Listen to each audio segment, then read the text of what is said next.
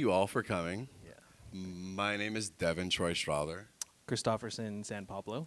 and we're both alumni of Art Center. I started here in 2004 in fine art, halfway through switched to illustration, um, and then um, and then finished in illustration. And then I started here 2007. And then I did grad fine art, which was the only department in this building.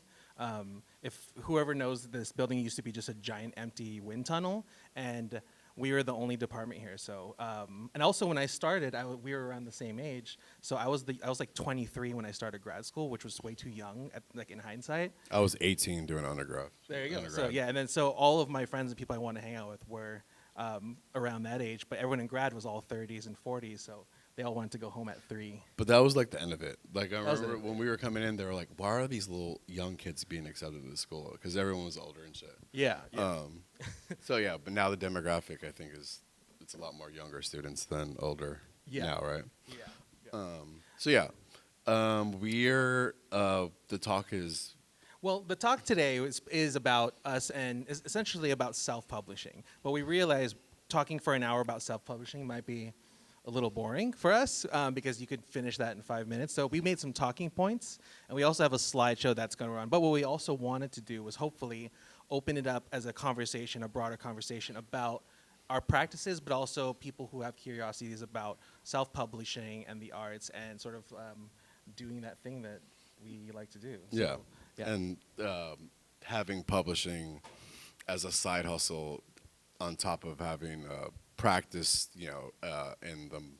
in the art market, is sometimes slow, and being a being an artist that shows with galleries, sometimes you have to find other means of income. So Yeah. publishing was something that me and Christofferson both embraced early on, and actually in the front row is a teacher of mine named David Tillinas, where I made my first book in his class. Oh, hi, David.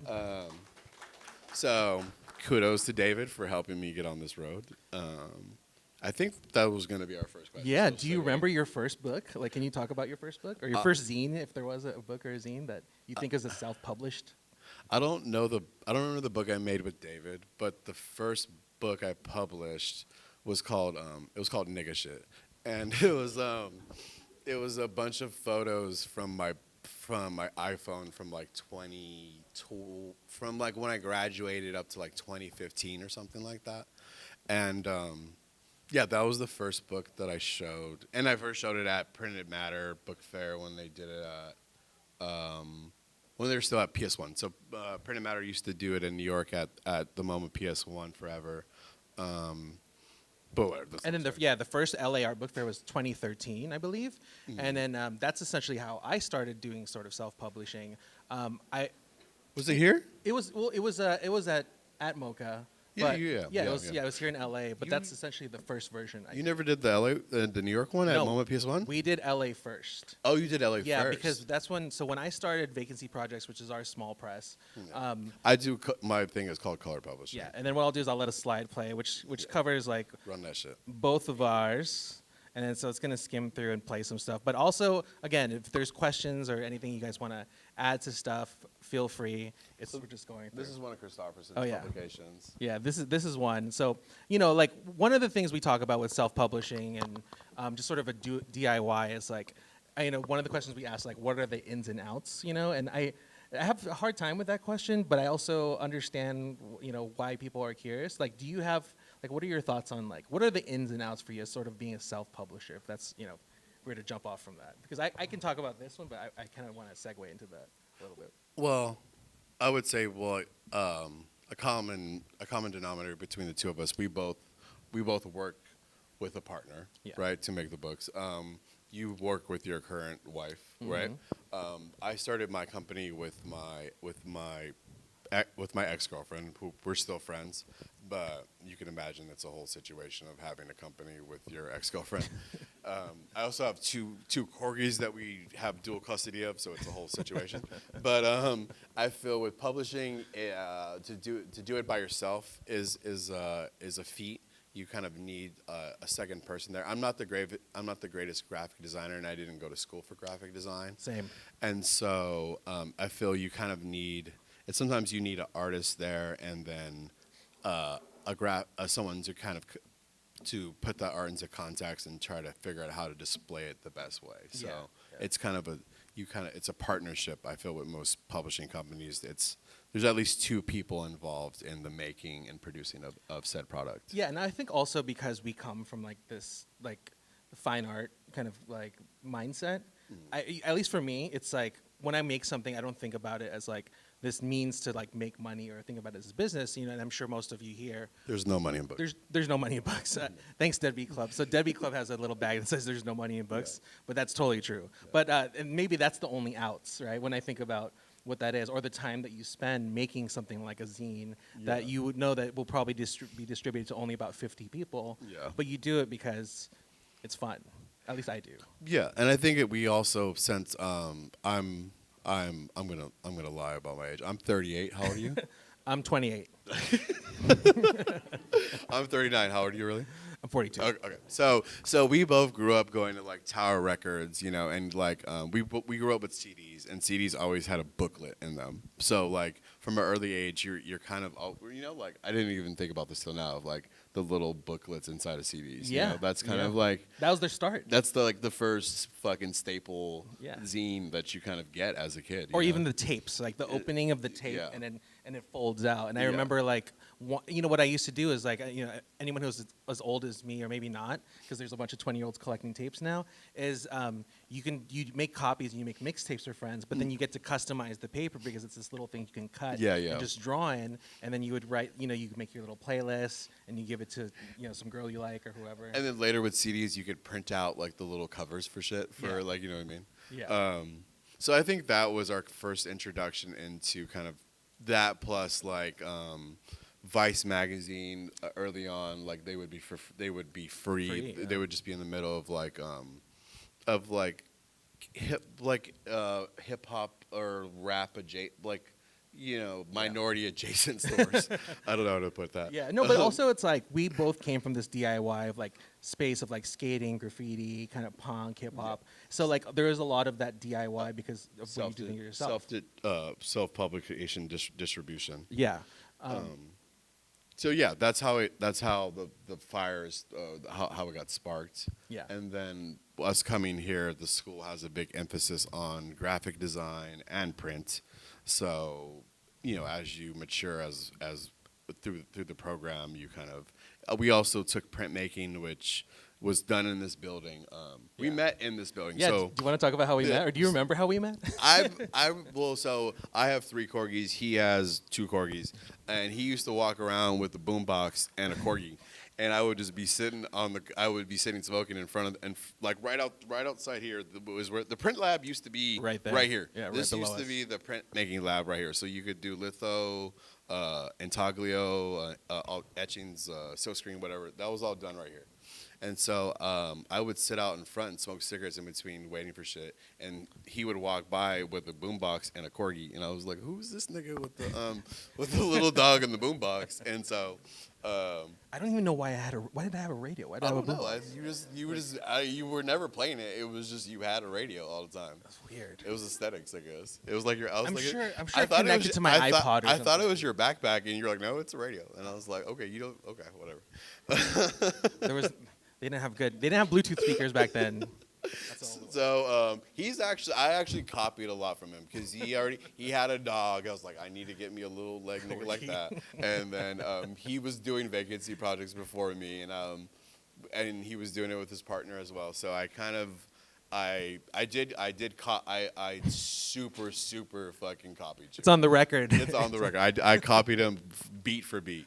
No shame. That's okay. That's okay. We both have a practice of appropriation of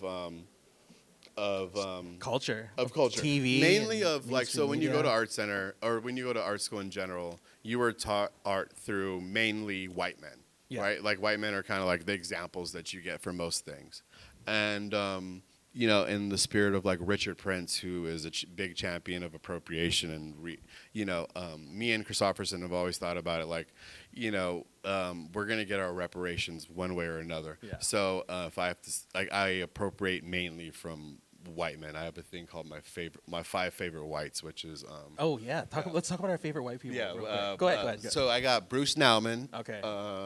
Jason Rhodes. Okay. R.I.P. Mike Kelly. R.I.P. All the good ones are dead. Robert Rauschenberg. Yeah. We have a story about Rob Rauschenberg too. Okay. And the last one's like audible. We can Audible. the fifth one's like we change them It's out. like okay. Yeah, you could be one of our friends. or I don't Urs know. Fisher one year, and Urs then next Fisher. year it's Jonas Wood for a second. You know, Okay. like then you find out he's a Celtics fan. or you get tired of looking at still lifes or whatever. Yeah. Mine are. Well, I love Jonas. He's a good friend. I'm not trying to talk to I know. It's great. So David Hockney's my favorite white person. And- he's your favorite. yeah. Larry David's my second favorite white person. Yeah.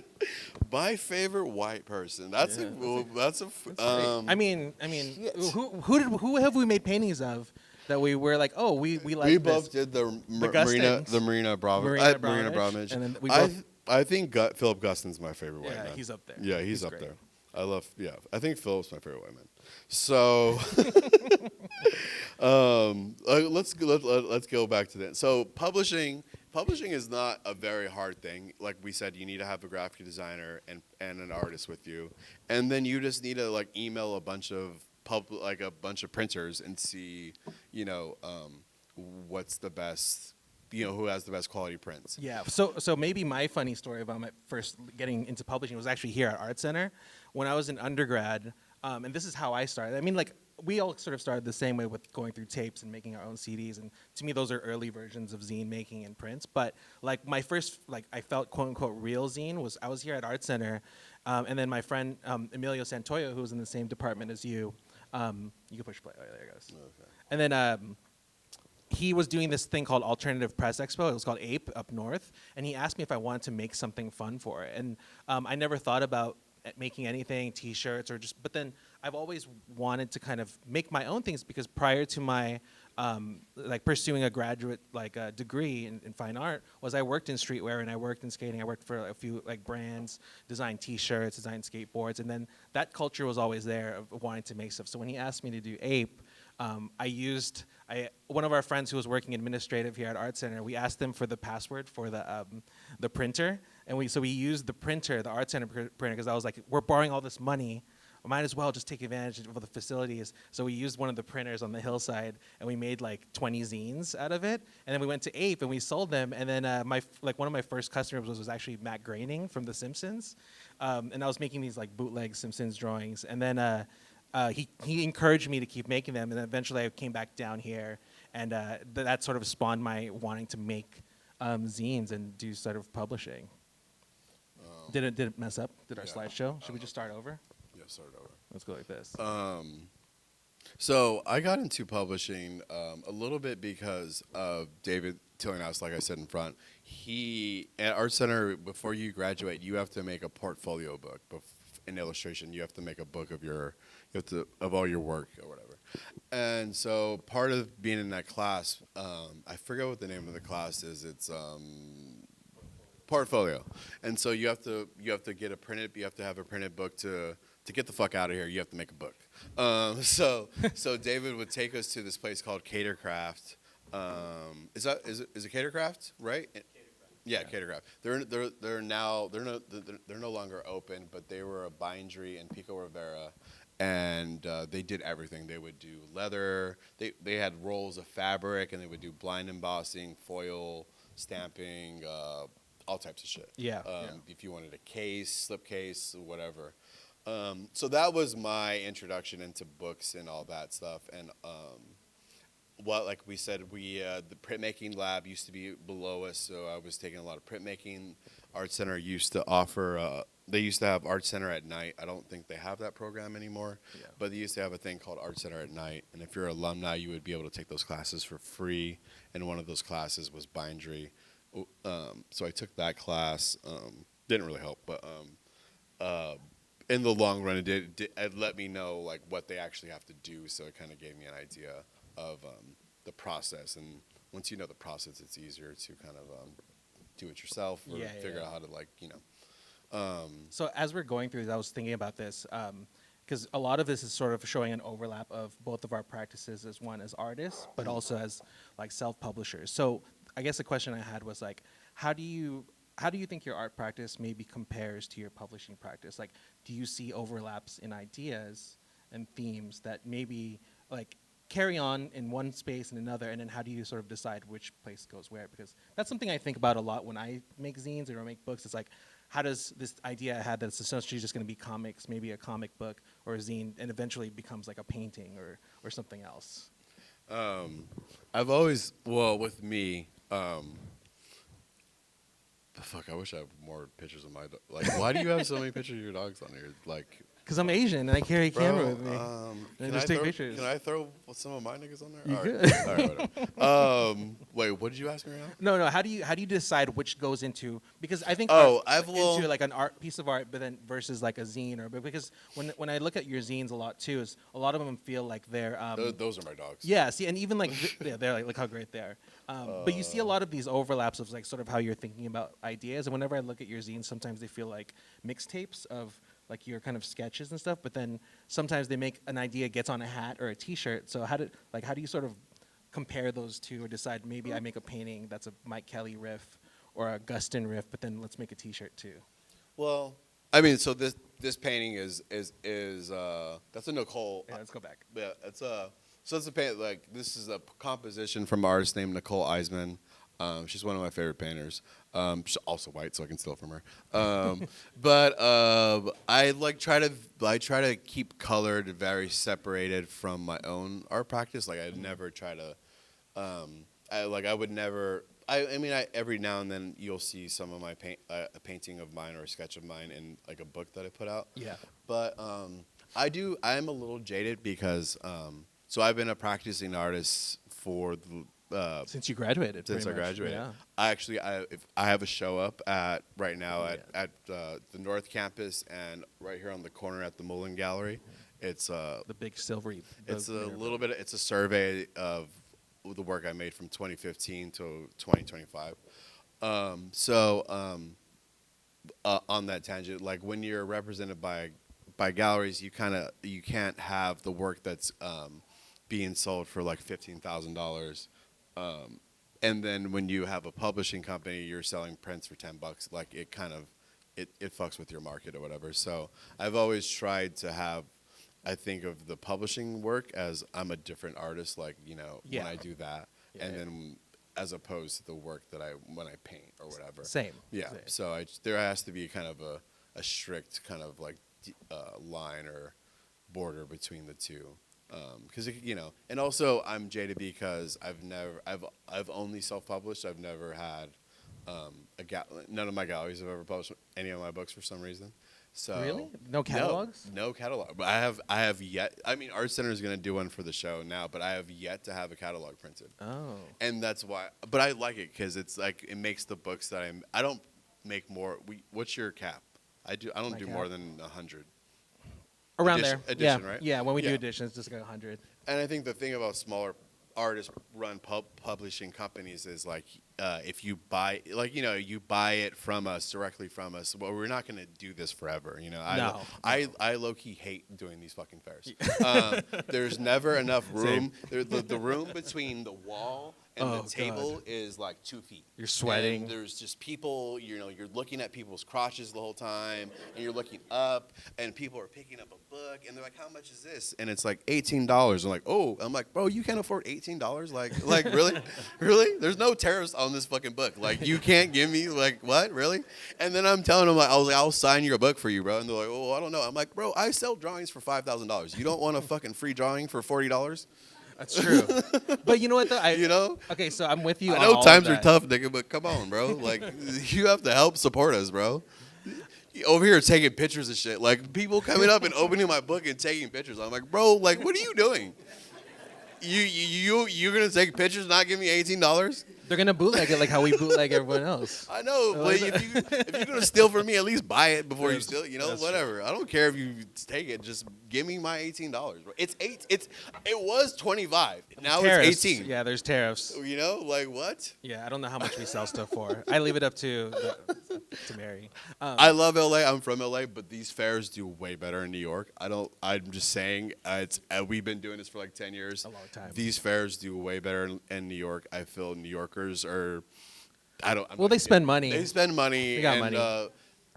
I'm not gonna say anything about That's okay. Pasadena. I love Pasadena, but We just both love Pasadena. I'm black a lot. I use the N word a lot, so I don't know if that's deters, pale people from coming to my table. But I think you do pretty good.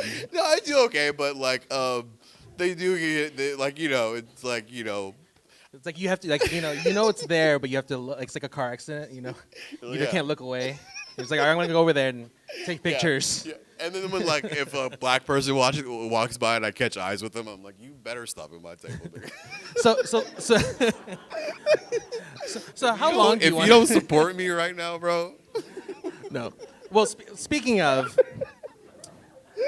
how long do you think you can keep doing like colored publishing? Like, or at least like, do you have a cap of like, is this something, or do you think this is something you want to just do all the time? Because I feel like this is what we do all the time as artists when we're not selling, $1,000 drawings or doing something else. I'm only doing this fair because I went to school here.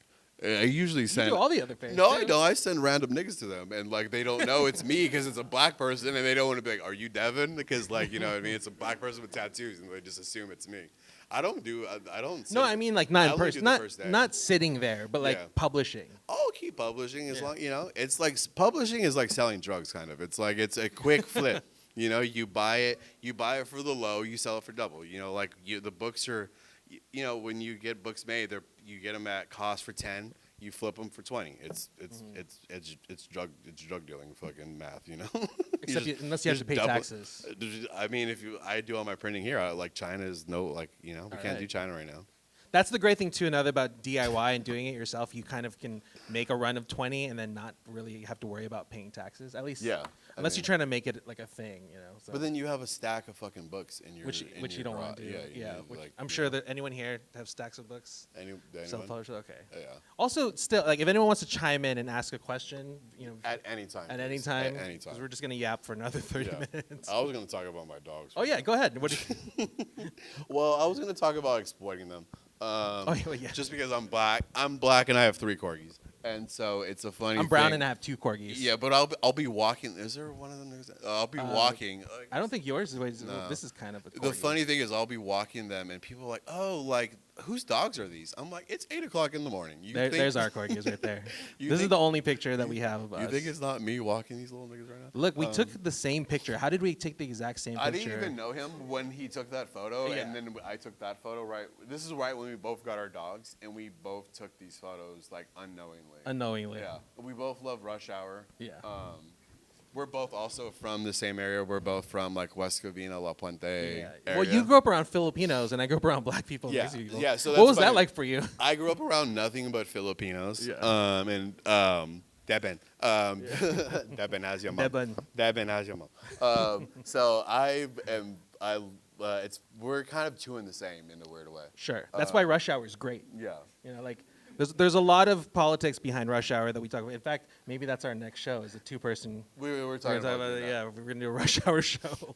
But what we wanted to talk about is like the idea of since we've been showing for so long, you in the art world, the way it works. So you're an emerging artist for like your first 12 years, 10 years. Yeah, the number varies. 10 to 12 years, you're an emerging artist, right? And then after you hit the 10-year mark, you're either an established artist or you're a mid-career artist. An established artist mainly means you're showing either at David Zwirner, Gagosian, Almond Reich, Hauser and Worth, or just one of the bigger galleries. And mid-career is this like limbo type shit that you get put into where you're kind of just hovering. You're not selling paintings for like 6 figures. If you guys want to get into numbers, I'll talk numbers with you right now. But that's part of being in mid-career of where your price range is. So the reason why we started publishing companies is because when you're a mid-career artist, you're the money mainly collectors buy emerging artists because you can get an artist very cheap when they come out, right? And you hope they blow up. Mid-career, you kind of see that their career is like kind of either stagnant or like they're going to auction, and they're selling for not too much higher of auction price. Established, you're flipping work constantly because Larry and David and all of them are, you know, like, so you're in one of these three tiers. And when you're in the middle tier, you have to have a side hustle or another way of making income.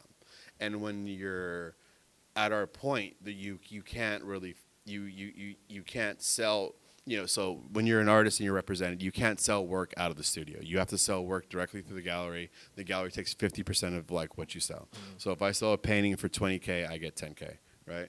And you think that's changed? No, it hasn't changed. Okay. No, I mean Mark Grocham or Jonas Wood, they get like 60, but that's them. Or like Sterling Ruby gets like 60. But so it gets a little tough. And should I talk about the whole thing? It just gets tough. So we started the publishing company as an alternate revenue of income, because the galleries don't get any cut of the publishing money, but you can't really sell. Well, Christopherson can because he's not throw shade on you. He's not as represented as I am. So I can't sell things directly to the consumer. I have to sell prints or whatnot, and that's kind of why I started the publishing company of having art that's a little bit more affordable to consumers and to people who like my work. I'm not gonna say followers. I hate that word. Yeah. I mean, for me, it was different though. I mean, it was a little bit of both, but not really. Like mine was more like the need to make something without having to wait for someone to either put it out for you or whatever else. Because I think for me, like I produce a lot, and it's not like it's something I just do naturally. So I sit on hundreds and hundreds of drawings sometimes that never make it into a show because they're not really meant to be, or I have an idea that's maybe for a T-shirt. And I think for me, it's like because I worked in the background of like an apparel background, streetwear and clothing, the need to want to make something exists, and then you to make a design and it doesn't ever show up. Like I work with record labels a lot, so I'll make designs for them, and then you don't see people that. to work with. Yeah. But so for me, it's always this knack to want to just create something else, and then maybe becomes a zine and a book, and then but also from a level of accessibility to, you know, because now that I'm getting older, I have fans who are like fans of my work who are like younger, and then, you know, they're not going to spend thousands of dollars on a drawing, so they could just buy a book and a zine. $18. Yeah, $18. Or now like what, $30, $20. No. So yeah. So part of also This is I want to pause out of this. This is a good one. Sorry. I have a fuck. You have word. some good I have a similar looking one as him as well. But what's kind of interesting about the whole ethos of the art fair and stuff like that, of like so how up the street at the post office location or whatever. Oh yeah, it used to be a post office, the building that's over there. Yeah. And so when me and Christopherson came here, there was only North Campus and this building. They didn't have the little thing on the corner, and they didn't have the building up the street. They just had North Campus and this campus. And like how Christopherson was saying earlier, that this was all this was a giant hole that they used to build like rockets in here. Yeah, JPL and NASA used to build rockets and Yeah. test them out here. Apparently, there's a bomb shelter like six floors down that we don't know about. Yeah. But when we were here, we used to just hang out here and then throw parties on the rooftop. At least I remember doing that. Yeah. Because, you know, like for me, coming to art school meant like that, you know, like everything I learned about Cal Arts, I thought Art Center was going to be, but it wasn't. It was completely the opposite. And, you know, when I came in, I was super young and everyone was older. So for me, it was like. How much was it when you started? Oh, you mean like tuition? Yeah, how much was tuition? For grad fine art, it was probably like 40,000 or something, or 50. I don't know. When I came in for undergrad, it was 10. Oh wow. It was 10 a term. Wow. And when I graduated, it was like 13, 14. Does anyone know how much they pay now here? I mean, I can't imagine it being less than six figures. No, I don't want to talk about it. No. Well, I mean, We're it's- we're talking I about it mean, because I'm we- only talking about it because that's why I had to start a publishing company Exactly. to pay back all those. Like, why would you give an 18-year-old? Why would you give a loan to an 18-year-old with no credit history Yeah. of $60,000? Yeah. That does not make sense. we had a hand right here. I'm sorry. Go ahead. So thanks so much, you guys. I'm curious to know how the book fueled the sales of your work. Oh, good question. What do you want to start? What do you think? They feel it in the capacity of, like I said before, of like I have fans of my work who can't afford to buy like a drawing or a painting from me, and you can get like you can come here and get a book from me. Yeah. And I'm just gonna be free. I don't like doing. I don't necessarily care to do the fairs anymore. We've been doing it for 10 years, and it's as an artist, I don't like going to my own openings because it's weird people looking at your work and judging you're being judged in real time. And so when people are coming up to your booth and they pick something up that you made and they put it back down, it I don't know. It's a little, right? Am I the only one getting? I my mean, feelings I mean, about it? for me to answer your question, I think that when I do make zines or like little comics, and sometimes it does turn into this thing. Like, so I could show you an example of sort of how one body of work influenced that. So like in 11 or 10, I did this series of this book called Spoonie Sleeps on Sculptures. It used to be called Snoopy, and then I got a cease and desist from the Peanuts Corporation, so I changed it to Spoonie. But it became this. So I made it into like a little zine, of books about Snoopy sleeping on these sculptures, because when I used to teach at the Armory Center for the Arts right after I graduated, and I worked with kids a lot, and a lot of them were second grade, third grade, and they always wanted to learn how to draw certain things, but they would always come up to me and be like, "Mr. Chris, do you know how to draw Snoopy?" And I didn't really know how to draw Snoopy at the time, but I learned from a third grader, and then when he taught me, I started drawing him on top of his houses, and I started realizing the house looked like a minimalist sculpture, but it brought this other idea up where I built this smaller body of work, which just existed as a comic book form first, and then eventually it made its way into these paintings. So these were the paintings that I showed. It was at Periton in Shanghai last year or 2 years ago with Roger Gassman, and then he put together this whole thing. And eventually it turned into this other series of paintings, which I never thought about making a painting because I only wanted to exist as like a comic book. And then, but because a lot of people bought that zine, and eventually one of those people was a collector and then decided to buy the painting. So I think that helps too. And it's not that I'm doing it intentionally when I'm thinking about publishing, like self-publishing. It's more like I use self-publishing as a tool to kind of express other ideas, and then essentially maybe they've reformed the work, because that happened in this I guess in another example is this. I made this White Chicks hat. Where did it go? I made this White Chicks hat from if you know the movie White Chicks. But before I did this, I made a painting. It was a White Chicks painting, which I think is here somewhere. Sorry, it's like it went out of order. There it goes, the one on the left. So when I made, so for me, it's like they kind of go hand in hand. They sort of help each other. And yeah, I value the painting more than the hat, obviously, because, you make number of hats in one painting. But I don't know, I have a strict line of there's two separate things. Yeah. I hardly post about colored on my own personal thing, because it's. I don't make art directly that's derivative of my own personal paintings and stuff through colored. Colored is it's supposed to be its own thing. So it does help like the art world sells, but I try to keep them separate. So I purposely try to keep them it's separate different wheelhouses that I kind of don't want color to help my fine art career. My fine art career or contemporary career, like art career as an artist, should blossom just because of the work.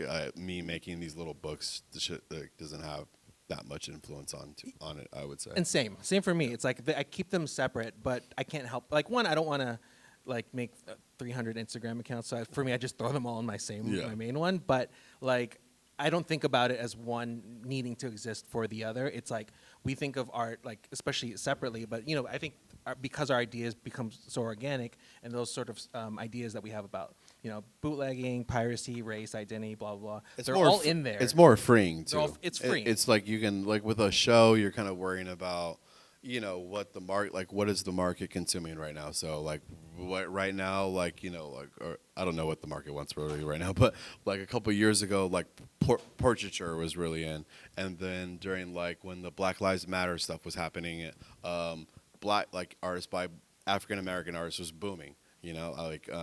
I had said something kind of controversial with the New York Times of like when black men die, I make money. And that's just white guilt trickling down. But like it's true. Like I made the most money selling art, and I sold the most books during the whole Black Lives Matter stuff. Wow. So you take that how you want to take it, but and then I guess let's look at some of my. Yeah, let's look at yours. Like I want to Some see. of I my want bad to see art. some of the. Your art's fine. Let's see. Does anyone have any questions? By the way, we're probably running on about 10 minutes left. We got 15. 15 minutes, and then so if anyone has any questions, here, let's find yours. You're on the other end. There you go. Okay. You I'll let you hit yes. Oh, yes. Thank you. Hi, I have a question for you.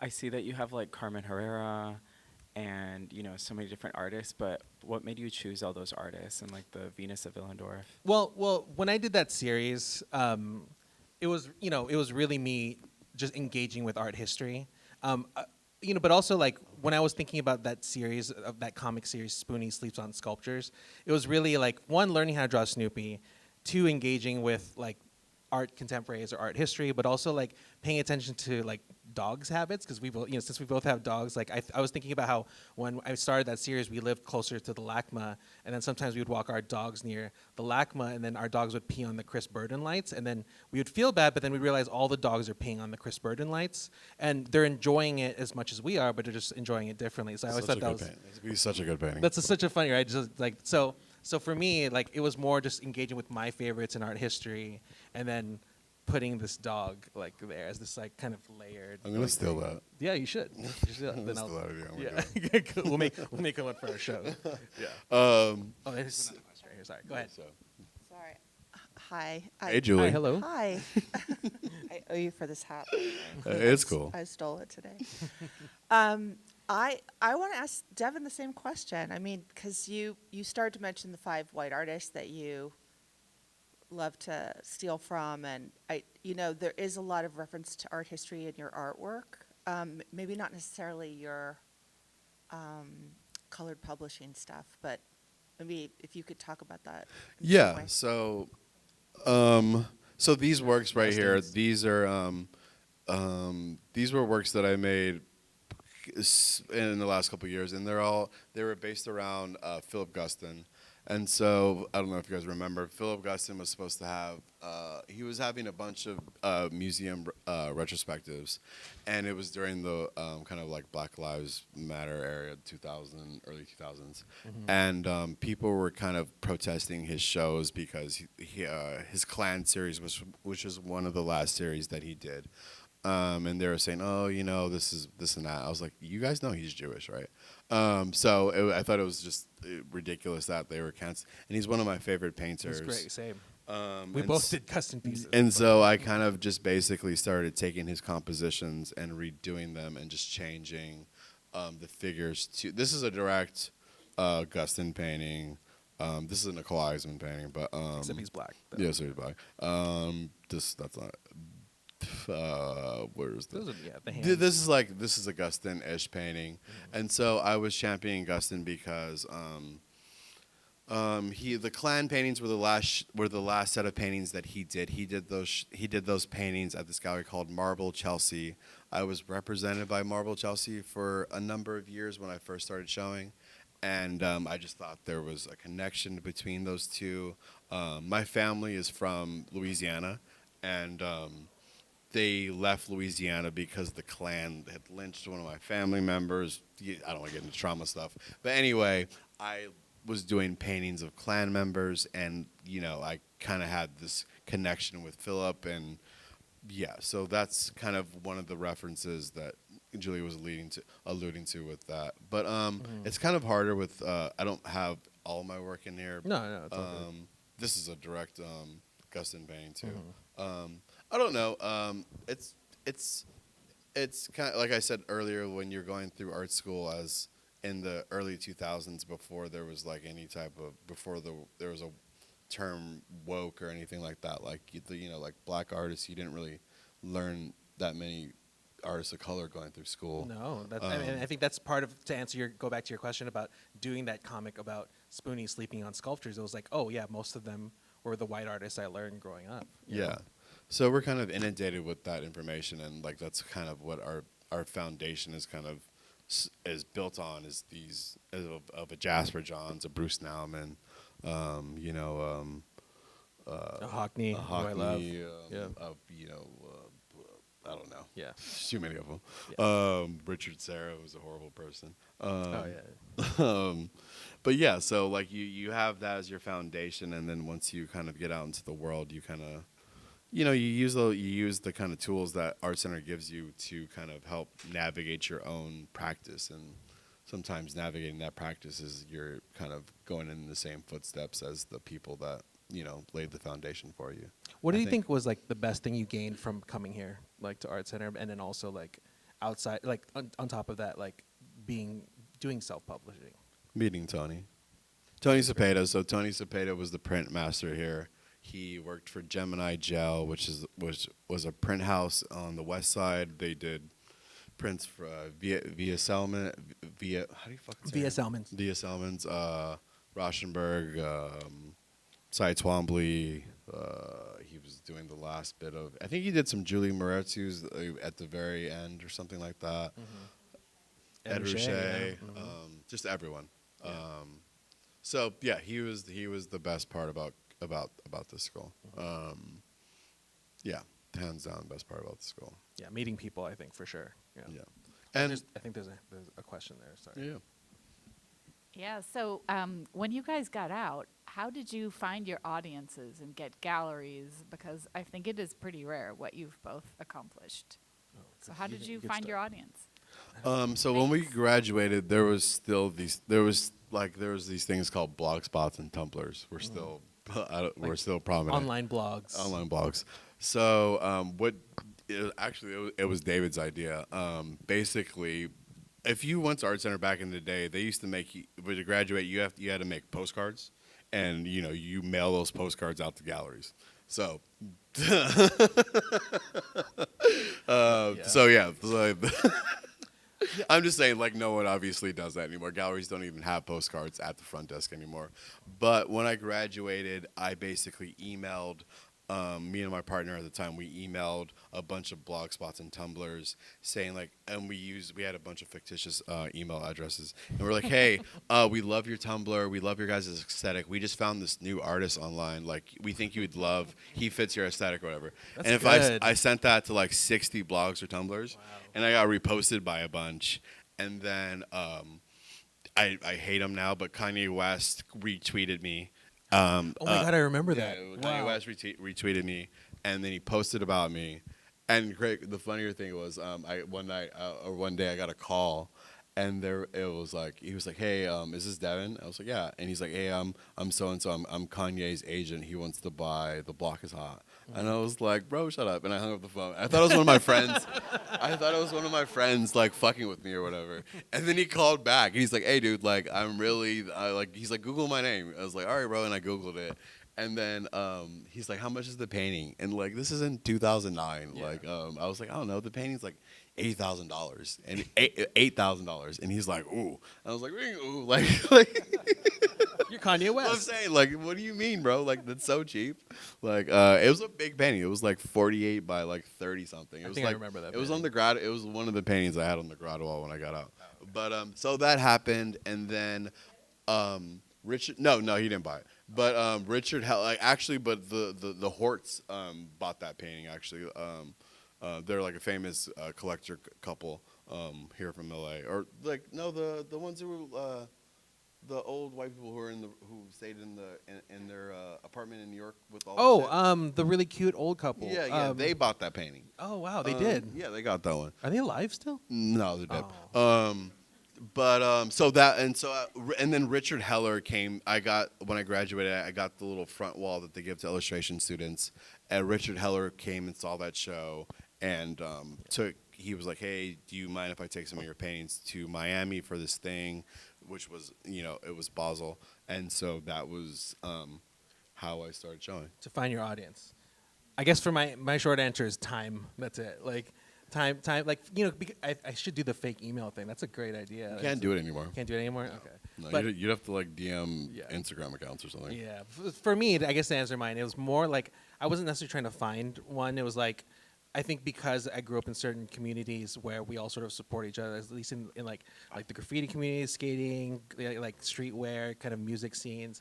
We all kind of grew up together, and then eventually a lot of them got jobs in bigger places, and then they became your support too, and then you get introduced. So for me, it is a lot of time and meeting, sort of maintaining these communities of friends and artists and dealers and musicians and whoever else, and then I feel like for me it all felt really organic and still is happening to this day. It's like it's a lot it's a lot slower, but it's a lot slower now, but it's still it still happens. So Because as you know, there is the art market is in a downward spiral right now. So it's like really hard to move work. I'm gonna be transparent with you. It's very hard to move work right now, as I said, as a mid-career artist, because most collectors are being very precautious about buying things. So either they're buying investment work, like they're gonna go get like a Keith Haring. legacy artists. They're gonna get Keith Haring, a Mark Rocham, or a Lucy, what is Lucy Bell? There are like even a Lauren Halsey, or they're gonna get an emerging artist where you can buy like a big painting for very cheap. Yeah. And the reason why there's a collapse in the market is because a lot of collectors were buying very vigorously like in the early 2000s, and they were thinking that they could take all these emerging artists to auction one day. And you should never buy work with the intent to like take it to auction and try to flip it. Yeah. That's like it's not a good business practice for art world, and I think that's part of the reason. Plus, Trump is just horrible and making everyone depressed. I will say though, this is the best time to make art if you're a younger artist that's not thinking about that. Like when I meet artists and younger people who are in their 20s who are asking for advice about that, it's like, because when I graduated from Art Center in 2010, it's right when the recession hit. Same. Like, they call that Obama era recession. So like for me, my example was like, I had like 2 solo shows lined up. I was supposed to go to Berlin for all these other things, and then everyone dropped out last minute, shut down their galleries, moved to Germany, wherever else. But thankfully, I had my foot in like the music scene, so I ended up doing a lot of like work for this record label, Delicious Vinyl, for years. And then I kept those kind of communities and spaces tight. And then and I think that's sort of been that. I think we have one more question. Maybe I think. Do you want? Okay. Yeah. Did you have that? Yeah. Go ahead. Run it. Yeah, I was just going to ask, you all talked a little bit about kind of being aware of trends and things that are selling well in the art market, not necessarily in the sense that that's what you're trying to create, but you're sort of aware of it as you work. So I wanted to ask, with the self-publishing side of it, with the publishing work that you're doing, are you getting that same sort of sense of the trends around you from these sorts of fairs, or what are you looking to for influences in the publishing side?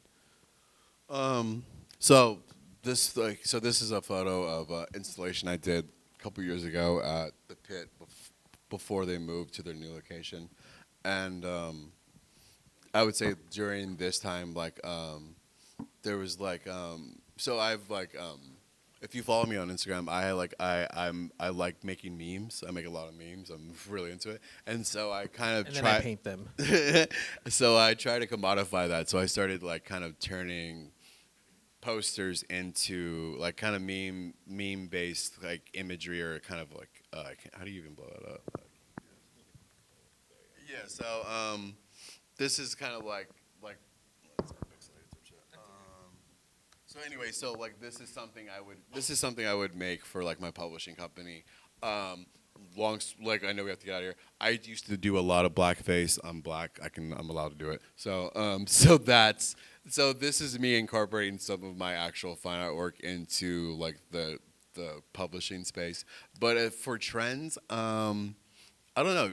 When we do these fairs, I saw for a trend right now that Rizzo printed books right now are really hot right now. Yeah. But it's like it's a false fantasy. You think you're buying like a printed, like you're buying a Xerox. It's still Xerox. It's still just you're still getting a Xerox. It's not silk screen. It looks a little nicer. It's a little like I don't know.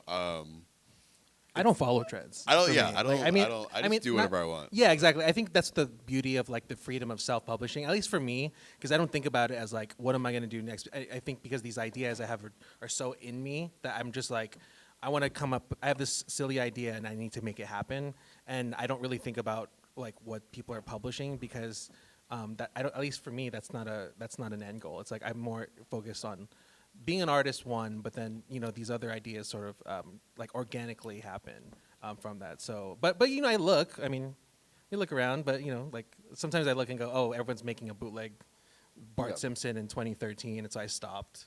And Yeah. then now making like bootleg Snoopies, and then now everyone's gonna do 'em. Maybe not. I don't know. And also, I mean, book fairs, art fairs, they're, I guess I'm just speaking as an artist, it's an onslaught of imagery. So, like once you go through one or two rooms, I go blind. Oh yeah, yeah. I stop. I can't really see. Yeah, I can't remember the last time I went shopping at a book fair. It's just because we're here all the time. Yeah. But anyway, So it's hard to look when you're a publisher because also as a painter, I don't look at other painters coming up. I look at filmmakers or old painters. old painters, or I like specifically look at filmmakers. Yeah. Same. So like if you're a painter, why would you go look at a bunch of paintings? Like Yeah. I don't know.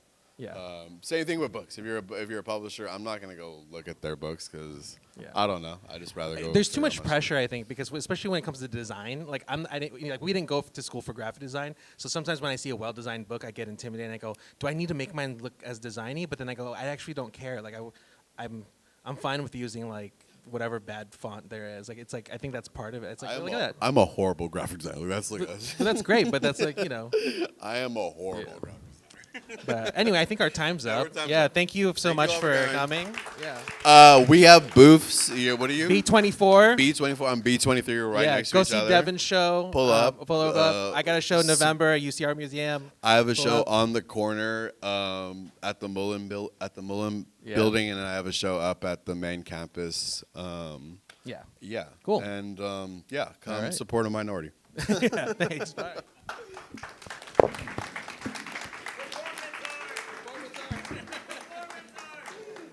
I'm not tapped